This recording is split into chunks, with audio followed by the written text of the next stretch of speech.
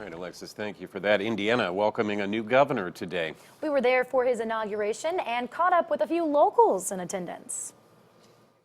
Eric Holcomb is the 51st person sworn in as governor of Indiana, and he's the 7th to have State Representative Sheila Klinker in the audience. I thought it was very well done. The Indiana State Fairgrounds, I thought, was a good place to have it. Klinker says it was nice to see Tippecanoe County so well represented this year. 2 people from our county very visible in that inauguration.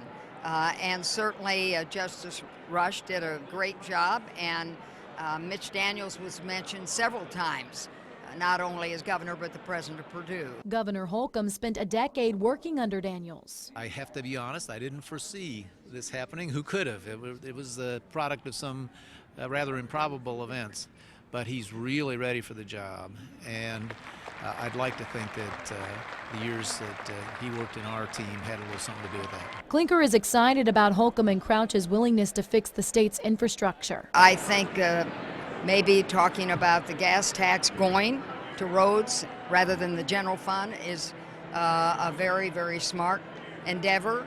Every option's on the table, and we have to recognize that we need to raise $1 billion a year just to maintain our roads and bridges. Holcomb released his agenda last week, focusing on infrastructure, jobs, and education.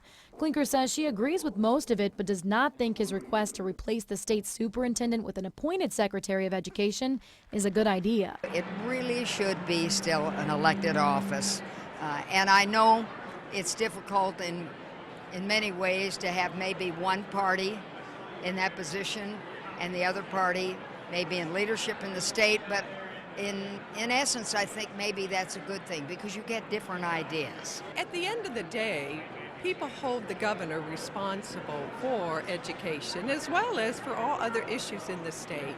And it only makes good sense to have the governor align with the superintendent of public education, and the superintendent of public education fulfilling the governor's wishes and desires on how to prepare 21st century workforce. Klinker says regardless of the disagreement, she's still happy to be a lawmaker under a new administration. Working with several different governors, both Republican and Democrat, it's been a joy. And I'm looking forward to working with Governor Holcomb. Holcomb and Crouch weren't the only newly elected public officials to be sworn in today. Attorney General Curtis Hill, School Superintendent Dr. Jennifer McCormick, and State Auditor Tara Klutz also took oath this morning.